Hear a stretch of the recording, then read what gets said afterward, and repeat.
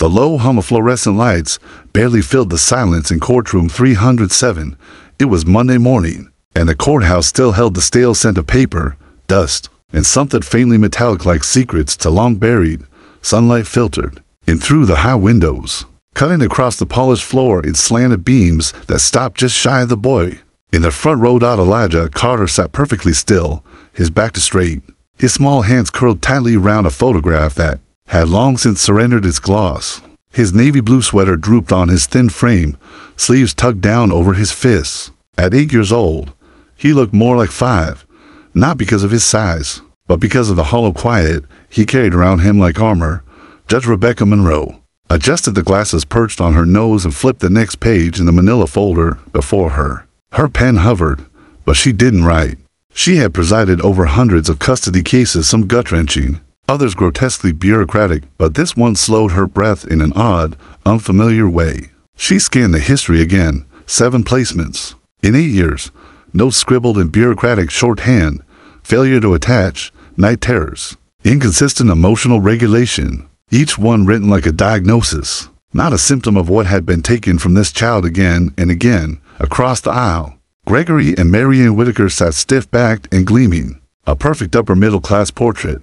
His gray suit, her cream cardigan, matching nervous smiles that didn't quite reach their eyes.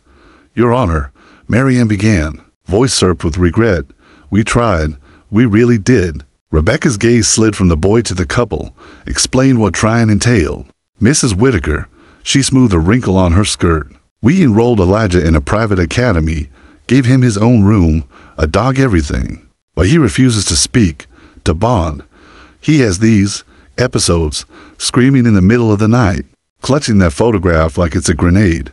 We can't keep going through this. Did you seek trauma therapy?" Rebecca's voice was flat, but cutting. Marian hesitated. "We tried, but he wouldn't participate, just stared, vacant." Gregory cleared his throat.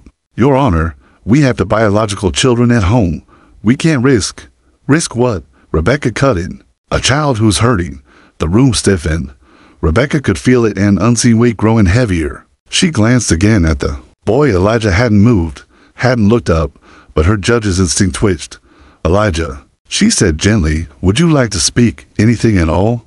No movement. Sarah Jensen, the court-appointed social worker, leaned down to whisper something to him, his grip tightened around the photo. A tiny shake of the head.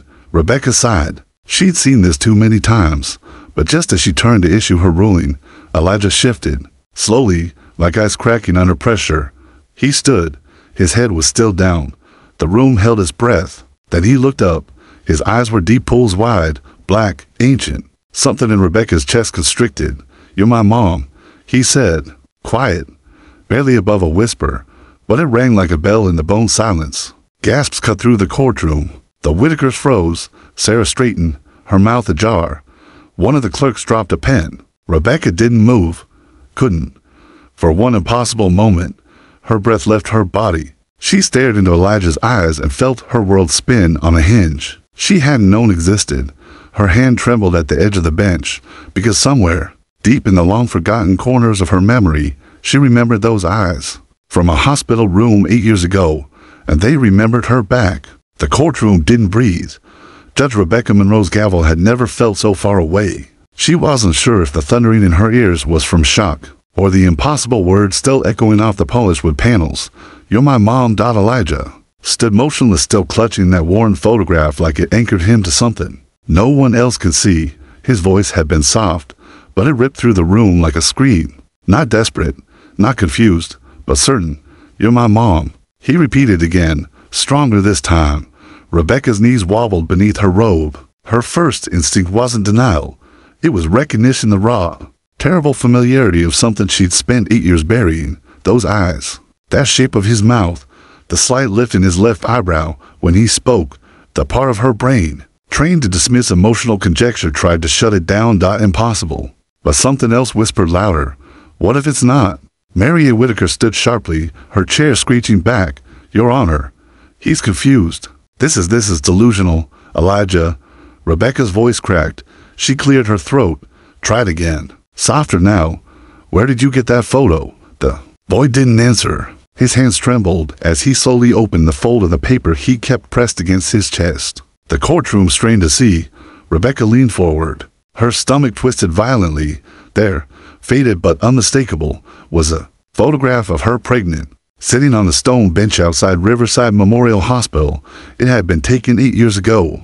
A candid snapshot her husband James had snapped just days before everything changed. Rebecca's heart slammed against her rib cage. Sarah, the social worker, stepped forward. Your Honor, I've never seen him respond like this. In every placement, he's been completely withdrawn. He's never claimed anyone as family. Not once. Gregory Whitaker's voice surged with protest. He's manipulating. This is emotional blackmail. You're going to let a disturbed child derail due process. But Rebecca wasn't listening, because her vision was tunneling. The courtroom sounds faded to a dull thrum. Her eyes were locked. On Elijah, on the photograph, and on the storm of memories roaring back from the night everything shattered. 8 years ago. She'd gone into labor too early. There had been complications, blood pressure spikes, panic, whispers in sterile hallways. And then that nurse with the downcast eyes and trembling hands. I'm sorry, they had told her. He didn't make it. They had refused to let her see the body, and she'd been too weak to fight, to drug to question. You're my mom. The words weren't just a child's wish. They were a spark to the gasoline-soaked doubt she'd never allowed herself to examine. And now the fire had started. Court is in recess, she announced hoarsely. A murmur swept through the room as the bailiff called order. Rebecca stood, too quickly, her knees locking. She gathered her robes like armor and ascended the bench with more urgency than grace. Elijah, she said again, gently, come with me, please. He blinked up at her. Then, like a ghost approaching his own reflection, he stepped forward. Sarah followed cautiously, but when Rebecca's hand reached out, the boy didn't flinch. He placed his tiny hand in hers like it had always belonged there, behind them. The Whitakers erupted in protest. This is absurd. You can't take him. He's not hers. There's no proof. We demand a ruling. But no one was listening. Not even the court reporter, who had quietly stopped typing and stared open-mouthed as the judge walked out of the courtroom, holding the hand of the boy who had just cracked open her entire life, back in her private chambers. Rebecca's hand shook as she locked the door. Her breath caught. The walls felt too close. Elijah stood quietly in the center of the room, eyes scanning every detail. He clutched the photo again, as if it were a passport to the only truth he trusted. Can I sit? He asked. Rebecca nodded, her voice trapped in her throat. He climbed onto the leather couch, feet dangling above the floor. This is your office. Yes, she said. How did you know that photo was me? He looked at her, then not as a stranger, not even as a judge, but like someone long familiar, because Miss Leela told me. She said you were my mom, even if no one believed her. She gave me the picture when I was little. She said you sang to me, said your heartbeat was my favorite sound. Miss Leela. Rebecca's knees buckled into her chair. There had been a Leela at Riverside, a nurse, one of the only ones who ever met her eyes. She'd been the one who gently brushed Rebecca's hair back while she sobbed. She'd whispered something Rebecca barely remembered. Don't stop listening. Sometimes they come back. The memory stabbed through her like lightning. Elijah reached into the pocket of his jeans and pulled out something else, a tiny, crumpled scrap of paper with smudged ink. Rebecca took it, her fingers trembling. It was a hospital wristband, hers from the day Elijah was born. I kept it, he said, because it has your name. I knew I had to find you someday. Rebecca couldn't hold back the sob that tore through her, because no matter what paperwork said, no matter what lies she'd been fed, her son was alive, and he just walked into her courtroom and called her home. Rebecca Monroe stared at the hospital bracelet in her palm like it was a ticking bomb. Her name was faded but legible. The date matched. The day her world had ended. Or so she thought. It didn't make sense. No, it made too much sense. And that terrified her. Elijah, she asked carefully, eyes still locked on the strip of plastic. Where did you get this? He hesitated, legs swinging over the couch. Miss Leela gave it to me when I was little. She said someday I'd understand. Rebecca sat back, her body a fortress of trembling. Leela Andrews. That had been her full name. A delivery nurse at Riverside Memorial. She'd vanished shortly after Elijah's birth, or what Rebecca had been told was Elijah's death. A quiet knock at the chamber door shattered the moment. Sarah Martinez's voice floated in. Judge Monroe, are you okay? Rebecca unlocked the door and pulled Sarah inside before she could speak again. Close it. The social worker blinked. Sensing the shift in energy, her eyes darted to Elijah. What's going on? Rebecca handed her the bracelet. Sarah paled as she read. The name. Is this real? Rebecca nodded slowly. I think he's my son. Sarah sat hard on the arm of the couch. Jesus. The room spun. Rebecca pressed her fingers to her temples. I need to know everything you have on Elijah's file. Where he came from, the agency that placed him, every name, every location. Sarah hesitated. We don't exactly have that. His file is messy. His origin record was marked undocumented intake. No birth certificate. Just an entry from a private agency, Hopapath Family Services. But they were shut down 5 years ago after suspected financial misconduct. Suspected. Rebecca repeated bitterly. How convenient. She turned to Elijah. Do you remember any of your other homes? Anyone who talked about me? Elijah bit his lip. There was a lady in one house. She told me not to forget the picture that you sang to me before I was born. She called it a lullaby. But when I asked the foster dad about you, they locked me in the closet. Rebecca swallowed bow. How many homes did this happen in? Elijah didn't meet her eyes. Almost all of them. Sarah covered her mouth. Jesus. Rebecca stood abruptly. We're done reacting. We need action. I want everything on Hopapath. I want Leela Andrews found. I want the delivery staff. Records from Riverside for that night. Every name, every shift report, every document. And I want them fast. Sarah's voice was quiet. That's going to take days, weeks, even. And they might not give it to you willingly. I'm not asking. Rebecca's voice sharpened with the edge of years spent commanding a courtroom. I'll file an emergency motion with family court to unseal Elijah's records. If Riverside pushes back, I'll subpoena them personally. She turned to Elijah, softening. But first, you're staying with me tonight. No group homes. No more locked closets. Sarah raised a hand. Judge, that's against protocol. Then, stay with us. Monitor if you must. But he's not going back into the system. Elijah stared up at her with something trembling behind his eyes. Hope, or maybe recognition. Maybe both. I don't want to leave, he whispered. You won't. As Sarah stepped out to make urgent calls, Rebecca ushered Elijah down the courthouse's private hallway. Out the back entrance, press hounds were beginning to sniff. She could feel that something had cracked open, and once it began to spread, it would engulf more than just her courtroom. That night, at Rebecca's home, everything felt surreal. She hadn't touched the nursery in 8 years.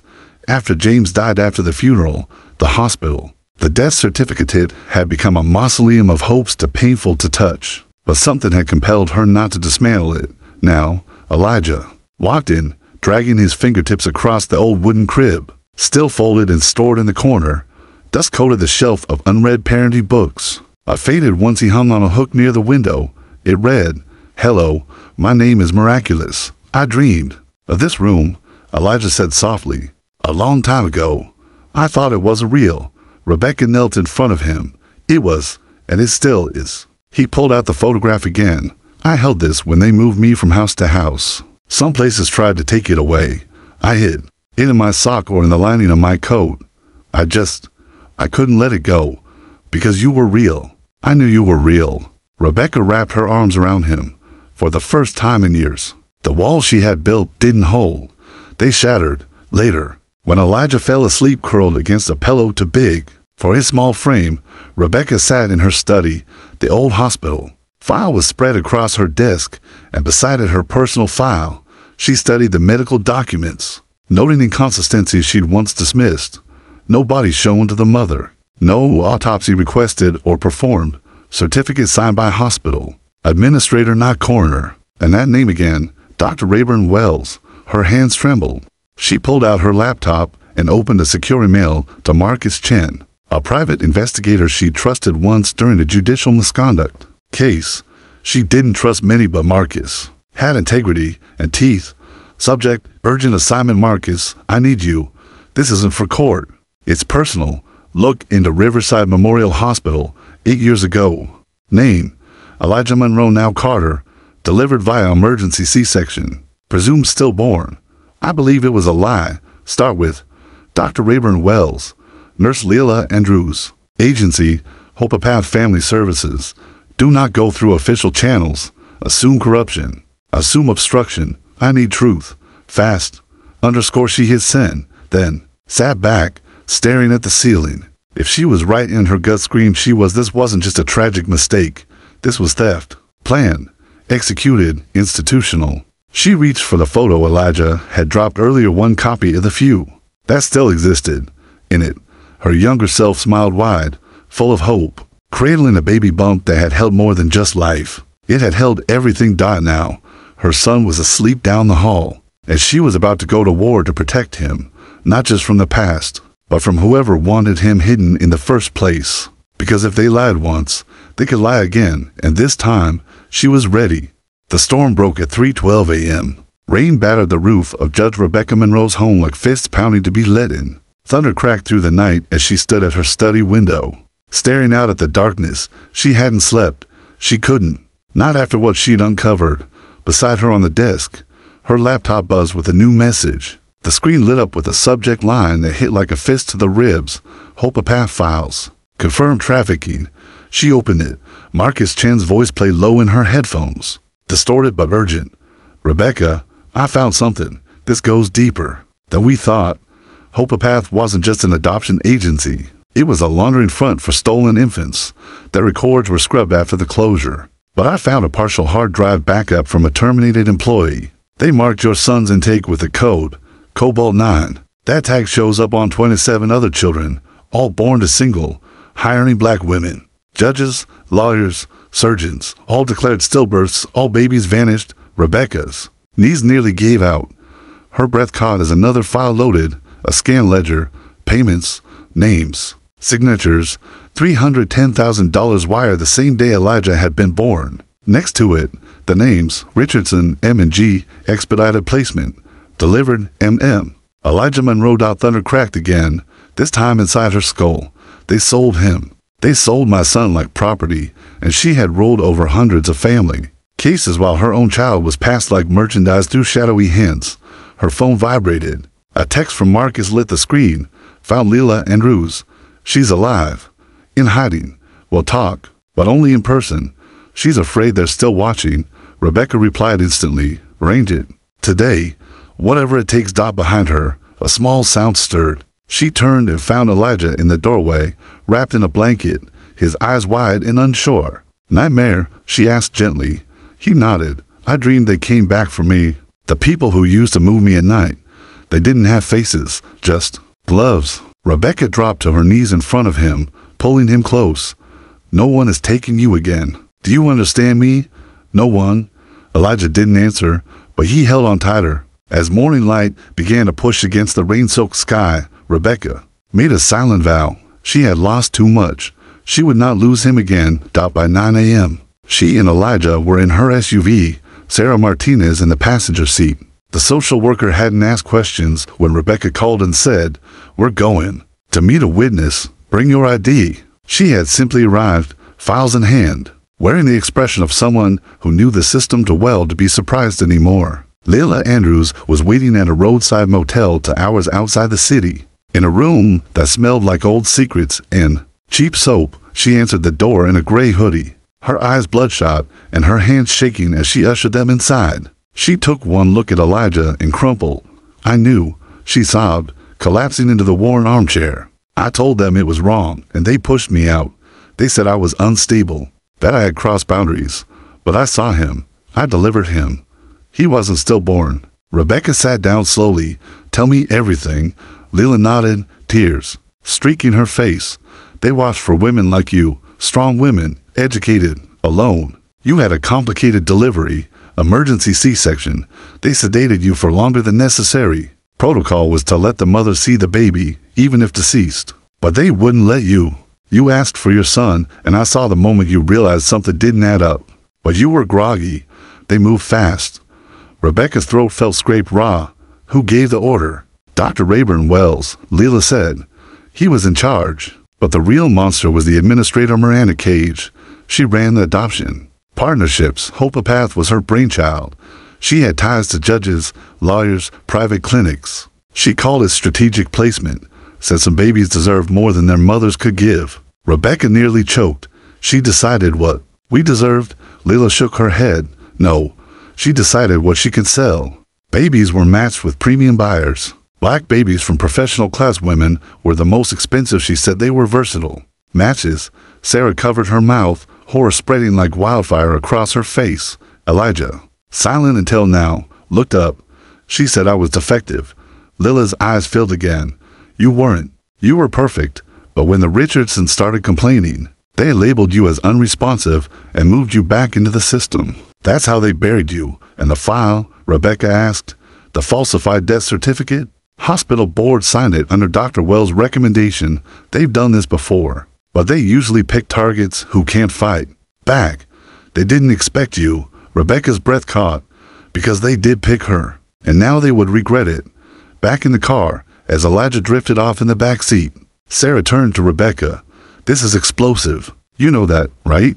If you go public, if you file charges, they'll come after you. They'll smear you, discredit you, try to protect themselves. I know. So what's the plan? Rebecca's hands gripped the wheel like a lifeline. Her voice was steady, like steel forged in fire. We go to war. Because this wasn't just about Elijah anymore. It was about every child stolen, every mother lied to, every signature forged in silence, and she was done being quiet. The judge was going back to court, but this time, the system would answer to her. The first media van showed up before dawn. By 6 a.m., the quiet street outside Rebecca Monroe's home looked like a siege. Cameras blinked like sniper scopes. Reporters camped on the sidewalk with steaming coffee and furrowed brows. The story had broken sometime around midnight. Someone had leaked an internal memo, a hospital record, a whisper. It didn't matter how. The headline had been enough to ignite a fire. Family court judge reunites with son declared. Stillborn hospital and adoption agency implicated in black market baby ring. By 8 a.m., Elijah's face was on the news. Not his name. Not yet. But the photo, the one he carried with him through 7 foster homes, flashed across screens. Like a miracle dot, Rebecca stood at the window, robe cinched tight, jaw locked in fury. Elijah sat on the couch, curled in a blanket, holding his stuffed lion like a shield. Are they going to take me again? He asked softly. Rebecca knelt, placing a hand on his cheek. No one will ever take you again. Do you hear me? He nodded, but she could feel the tremble beneath his skin. He was trying to be brave, but the world was suddenly wide open and every eye was on him. And she knew too well, attention could be its own kind of violence. Upstairs, Sarah Martinez was on a conference call with federal agents. Downstairs, Marcus Chen was downloading encrypted backups to his laptop. Lila Andrews, under full federal protection now, had gone into hiding again after her sworn deposition the night before. Rebecca had reviewed the video footage, Lila's eyes sunken, her voice shaky, but the facts were there. Hard, unrelenting, names, dates, wire transfers. And Elijah wasn't the only one. By 9:30 a.m., they had evidence of 36 stolen children. By 10 a.m., that number had risen to 53. Hope a Path Family Services wasn't an anomaly. It was a model duplicated, franchised, and cloaked behind faith-based branding and slick brochures. At 10:17 a.m., Rebecca received a private call from a blocked number. She answered. Silence. Then a man's voice, calm, clean, surgical. Walk away. Judge Monroe. Her blood froze. If you go to court, the voice continued, you'll lose more than your job. We know where you sleep, where your son sleeps. This can all disappear again, just like before. The line went dead. She didn't tell Sarah. She didn't need to. She called the U.S. Attorney's Office. I want to file formal charges, RICO, conspiracy, child trafficking, falsification of death certificates, judicial corruption. I have witness statements, financial trails, and names. The voice on the other end paused. Judge Monroe, are you aware of what you're stepping into? I'm not stepping in, she said coldly. I'm burning it down. That afternoon, Rebecca walked back into courtroom 307, not as a judge, but as a plaintiff. She wore her robe one last time, not because she had to, but because she chose to. A symbol of what the law should be, not what it had become. The courtroom was packed. Lawyers, reporters, protesters, and more than a few ghostly faces from her past. Some of the same administrators who had once smiled through their teeth at her baby shower. were now seated stiffly in the defense gallery. Elijah sat in the front row beside Sarah and Marcus. Eyes wide but steady, Rebecca met his gaze, and something passed between them. Not fear, not hope. Resolve. Judge Arlo Dennings, presiding for the hearing, eyed her over his glasses. Judge Monroe, he said dryly, you're bringing charges against 3 hospitals, 2 agencies, 6 doctors, and 4 judges, including your former colleague, Franklin Ames. She placed the files on the desk like a weapon. You have proof? She reached into her briefcase. Sworn testimony, financial records, patient logs, fake death certificates, and a list of 53 living children with DNA mismatches to their adoption records, including my own son. Gasps, clicking cameras. The room shifted. Dennings cleared his throat. And what outcome are you seeking? Rebecca turned slowly, scanning the room before resting her eyes on the camera crew, filming behind the glass. I'm seeking accountability. I'm seeking exposure. And I'm seeking justice for every mother who's been handed a lie in the shape of a death certificate. Silence rang louder than thunder. Then the doors slammed open. A woman, maybe late 30s, rushed in, clutching a piece of paper. Her eyes darted wildly until they landed on Rebecca. I saw the news, she gasped. That photo, your son. I think. She collapsed into tears. I think they stole mine, too. The gallery erupted. Marcus pushed through the crowd, guiding the woman to Sarah, who pulled her into a seat. A second woman stood, then a third, all holding photos, all trembling. Rebecca's hand clenched the bench rail until her knuckles went white.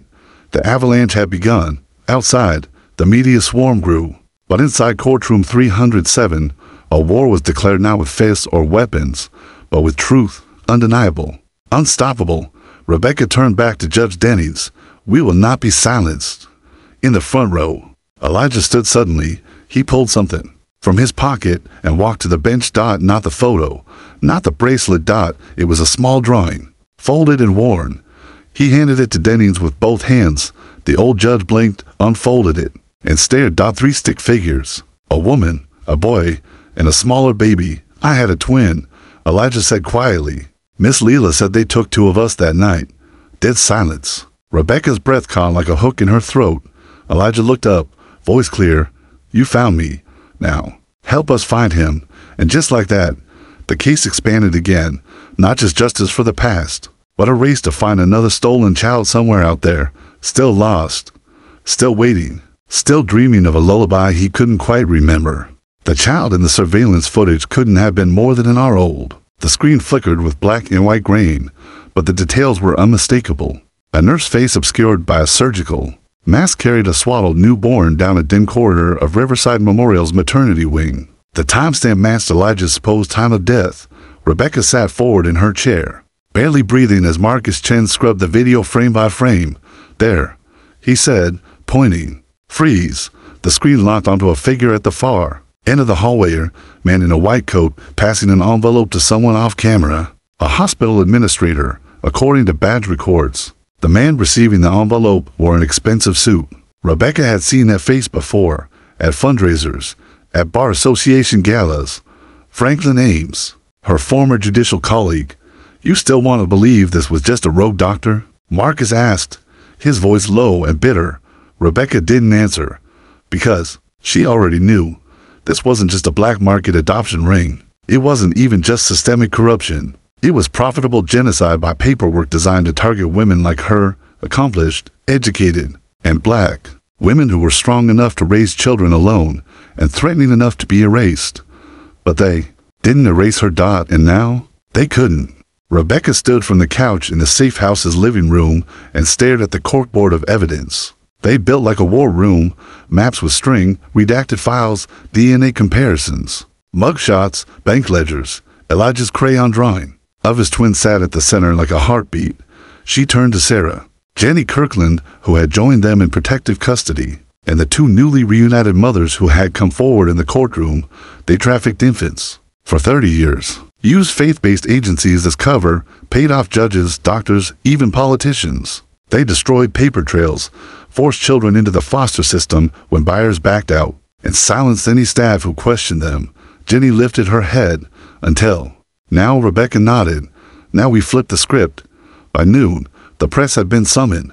A high-level task force operation Lost Sons was now in motion. The FBI had coordinated with child welfare agencies in 17 states. Dozens of indictments had been issued. More than 80 children had already been identified and matched to grieving families through expedited DNA testing, but there was still one who hadn't been found. Elijah's twin. No birth certificate. No footprint. Record. No name, just a ghost in a hallway, born and vanished in the same hour. But Elijah hadn't forgotten him. I remember him. He told the agents during the child psychology interview. Before we were born, he used to kick me, and I would kick him back. He was louder than me, and he didn't like the lullaby. Rebecca had cried listening to that because she remembered. The ultrasounds had shown the flickers. The doctors had told her one heartbeat had faded before delivery. Another lie. Elijah was right. There had been to now. The national spotlight burned hotter than ever. Rebecca stood on a press conference podium that afternoon flanked by Elijah, Sarah, Jenny, and FBI Director Melissa Kane. "My name is Rebecca Monroe," she began, voice even, but line was steel. 8 years ago, I was told my son died during delivery at Riverside Memorial. That was a lie. I now hold the proof of systemic trafficking of newborn children across this country, orchestrated by medical professionals, legal authorities, and adoption brokers. They stole from us in silence. They profited from our grief. She turned, gently resting her hand on Elijah's shoulder. This boy found his way back to me with nothing but a photograph, a song, and the courage to speak the truth. His voice broke open the silence, gasps, flashbulbs. He also remembers. A twin, another child taken that night. We will not stop until he is found. The media buzzed like a swarm, but the words struck deeper than headlines. They cracked something open across the country. Within hours, the FBI tip line was overwhelmed. Mothers from every corner of the nation called in, recounting eerily similar stories. I was told my baby died, but they never let me hold him. The funeral was rushed. I never saw a body. By evening, Marcus returned with new intelligence. A boy matching Elijah's age and skin tone had been adopted in Colorado under sealed records. His original birth details had been falsified. The adoptive parents, a powerful real estate couple, were now under investigation. DNA testing was rushed. 3 agonizing days passed. On the 4th morning, Rebecca sat in the same chair where she had once signed the guardianship order that declared Elijah unplaceable. Her phone buzzed. DNA match. 99.9999% probability. Monroe twin. Her knees buckled. Her hand flew to her mouth. Elijah was already running toward her, somehow sensing the shift in the air. "Is he real?" he asked. She could barely speak. "He's real, and he's alive." She nodded. "He's alive." The reunion was planned carefully, media blackouts, psychological professionals on standby. But when the doors opened and Elijah stepped into the room, there was no hesitation. The other boy, named Caleb, by his adoptive family, stood frozen for a moment, then dropped the toy in his hand and ran. They met in the middle of the room, clashing like magnets. Long denied connection. "I knew it," Elijah whispered. "You're louder than me." Caleb laughed. "You smell weird." Rebecca fell to her knees, arms outstretched, tears blurring her vision as she pulled them both close to heartbeats. One miracle, and a war still to finish, because the system that tried to bury the truth was still unraveling. Trials were coming. Powerful people were being named judges, lawyers, CEOs, pastors, but the reckoning had begun, and it had started in Courtroom 307, with one small voice that refused to forget. That night, under a sky alive with stars, Rebecca tucked both boys into the same bed for the first time. Elijah reached for her hand.